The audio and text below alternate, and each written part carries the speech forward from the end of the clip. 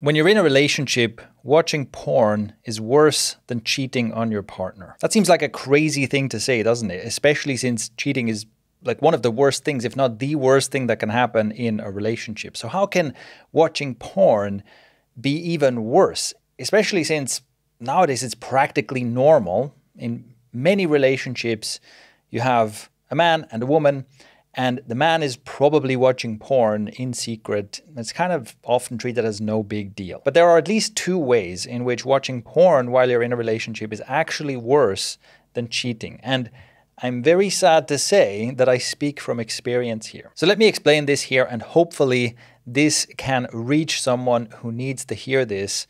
What I'm recording here is one of those things that I wish someone had told me many, many years ago, when I was basically a clueless porn addict and I didn't know any of this stuff and I had no idea the damage I was doing. Like I said, I think there are at least two ways in which watching porn is worse than cheating, and the first one will sound a little bit crazy.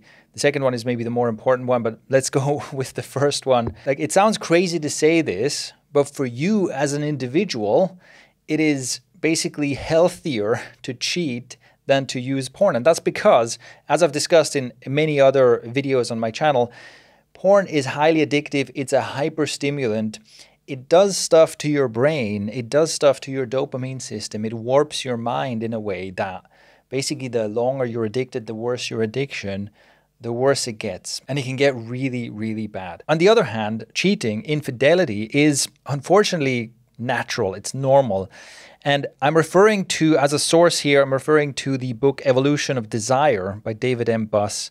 This is a great book to read if you want to understand basically human mating. If you want to understand from a biological and historical perspective, what does human mating behavior actually look like? Not what is, the currently acceptable narrative about it, not what is the politically correct thing that we're supposed to say about how human relationships work, but what if you looked at human relationships like a researcher looking at wildlife, just like, oh, how do these monkeys mate in the wild? And just describe what you see. If you look at human mating behavior like that, that's basically the book Evolution of Desire. Very interesting. And one of the things we can see there is that throughout history, in many different cultures, in many different locations on Earth, one of the things that humans do commonly is that they are serially monogamous. So generally, there's one couple that comes together, but there's also relatively high rates of infidelity. There's covert infidelity. Now, this isn't to say that cheating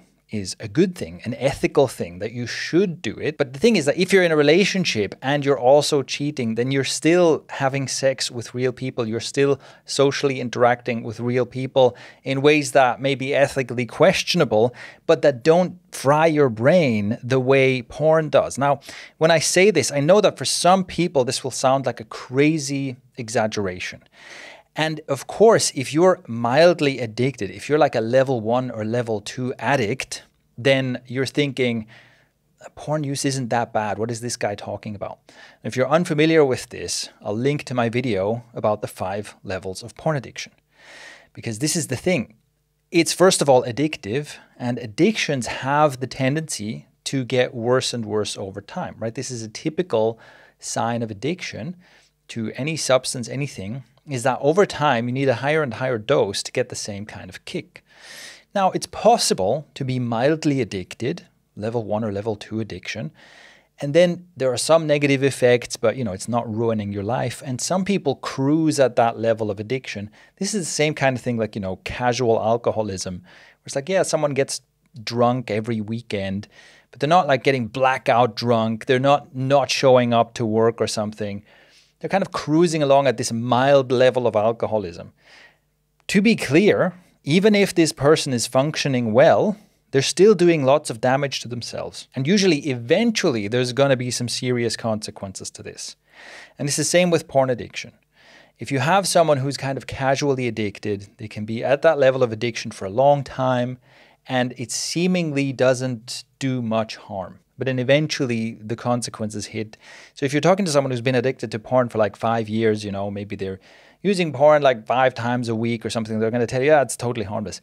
Talk to someone who's been addicted to 30 years, 40 years, 50 years. Very few of them will tell you that, oh, it's all fine, don't worry about it. Like the further you get into this, the more you realize how much harm you're doing to yourself. So, okay, that's the first idea. For you as an individual, for your brain health, for the health of your dopamine system, for your mental health, it is better to be a cheater than to be an addict. So you could say, for the relationship, cheating is worse, and for you, the individual, using porn is worse. But this is where, unfortunately, my second point comes in, and where I have had some experiences that make me question that.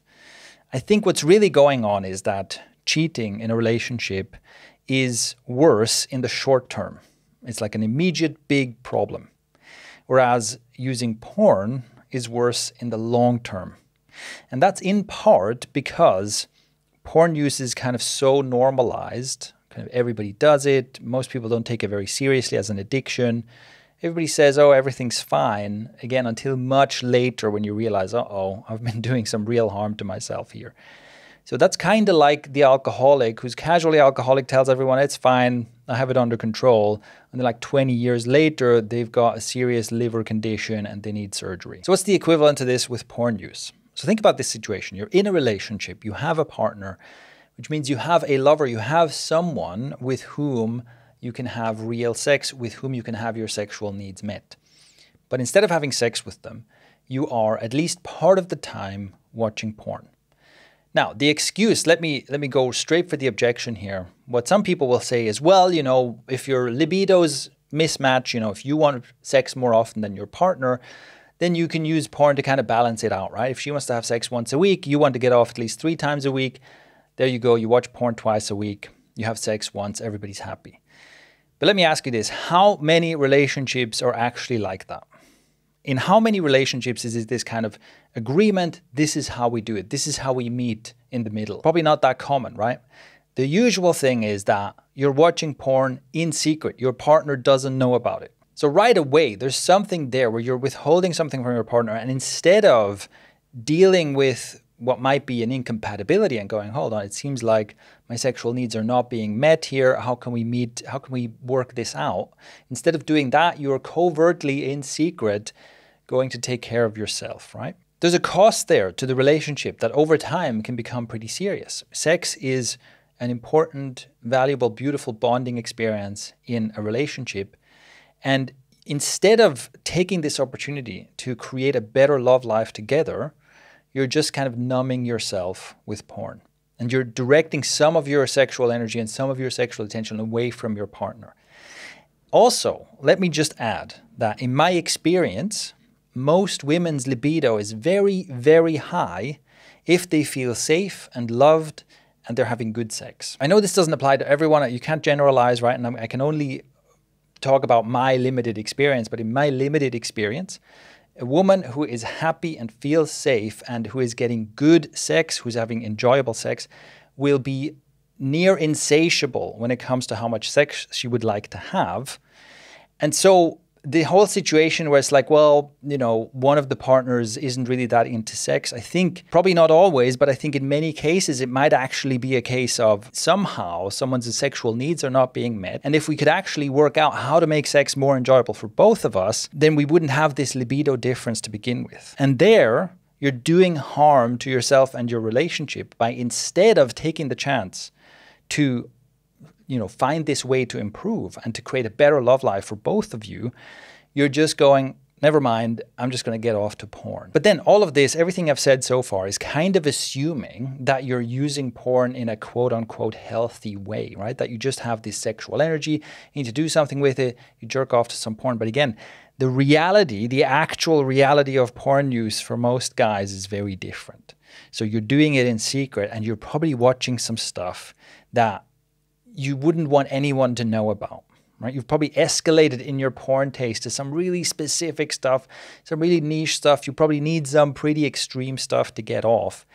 And it's the kind of stuff that, first of all, is maybe so extreme that you wouldn't want to tell your partner, hey, I'd like to try this sexually.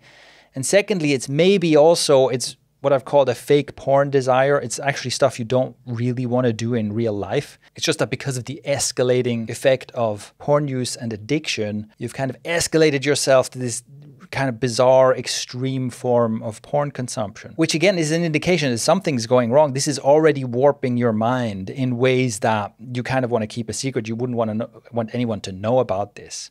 So the reality is that there's already some weird stuff going on there, and you're keeping secrets. And once again, instead of like saying, hey, what's going on here? And doing something about it, you're just continuously numbing with more porn. You're always escaping the problem. You're always escaping into porn use, into your addictive behavior. In the long term, this can be really harmful to a relationship.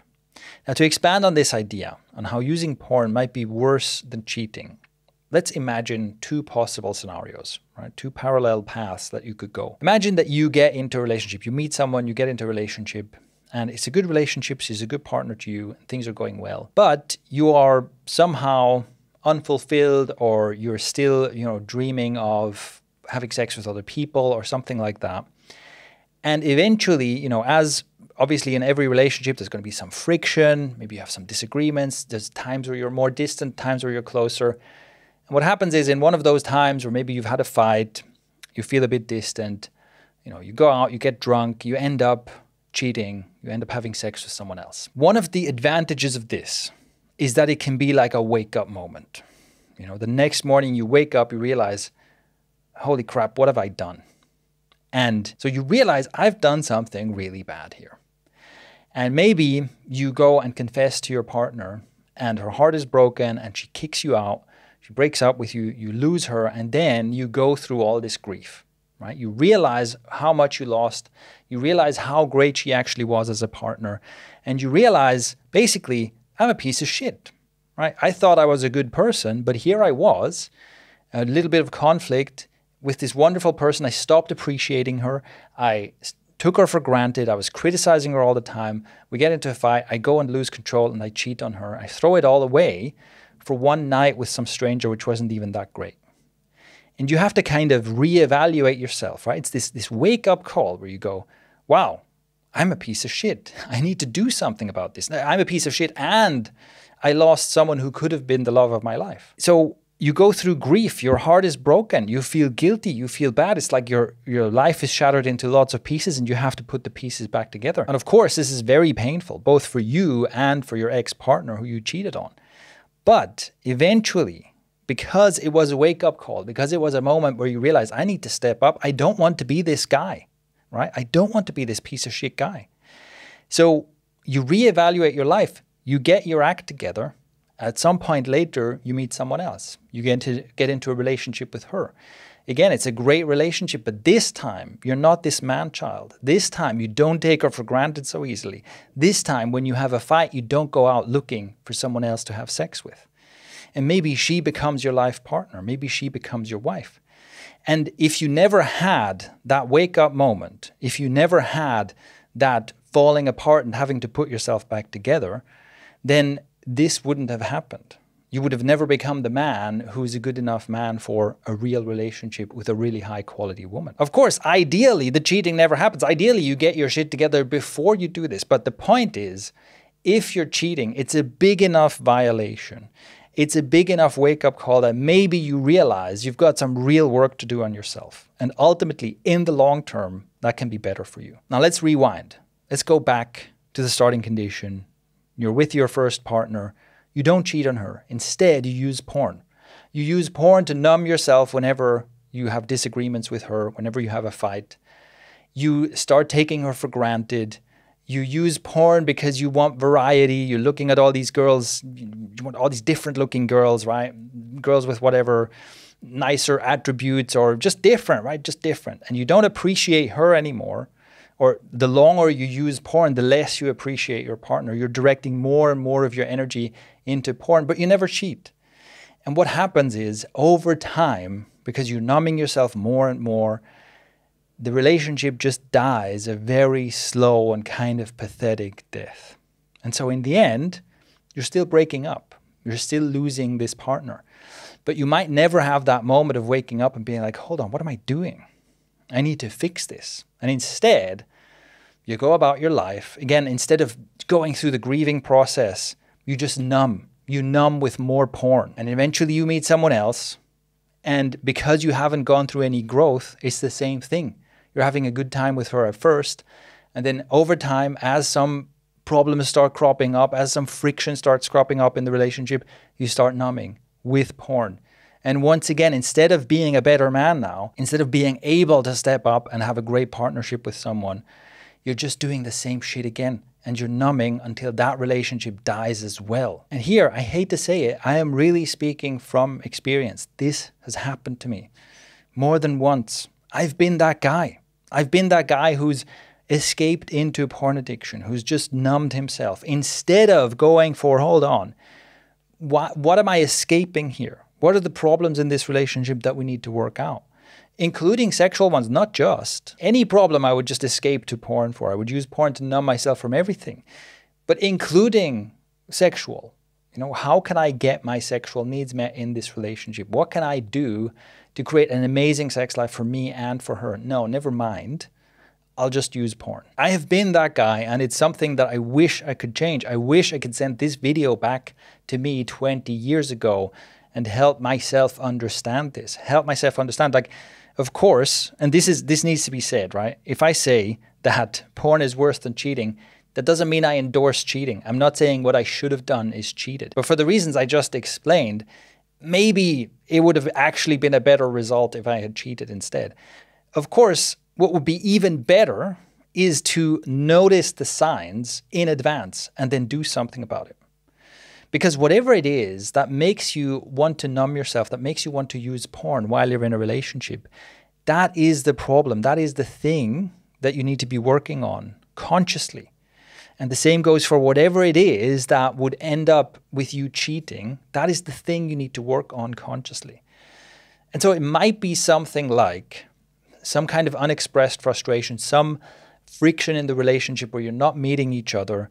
And that kind of friction, when unresolved, one of the things that often happens is it then leads to less sex, right? It makes the sex life fizzle out when the connection isn't strong anymore.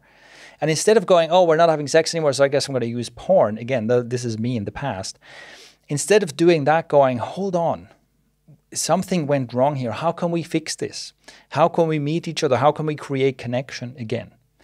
And it's the same with cheating. It's basically going, look, if I'm at the point where I'm starting to think about cheating, then do I need to be honest and say, I'm actually not happy in this relationship and end the relationship? That's the honorable thing to do, right? Instead of creating the drama that then ends the relationship. No, be honest and say, listen, this is not working for me anymore, and break up. Or, again, is there other stuff? Are you running away from something? Are you even trying to create a problem in your relationship through cheating, right? Are you trying to get her to break up with you because you're too much of a coward to do it yourself? Or is it, again, just for some reason you're taking her for granted, you're not fixing the problems, you are not building a strong relationship together, and now you're just running away? So this is the ideal thing to do. Start looking at this as a warning sign. One of the ways that I can recommend you do this is that when you're in a relationship, set a high standard for how good you want this relationship to be. And what I mean by that is not that you have some fantasy about the perfect relationship where everything is always great, but that you set a high standard for how you want to relate to each other, okay? So it's perfectly possible to be in a relationship where, for example, you're not very honest with each other, right? You're doing stuff, you're keeping secrets from each other, you just don't have honest and open communication. You have the kind of communication where you're prioritizing, I'm going to tell her what she wants me to hear, what makes her feel good, rather than tell her the truth, for example.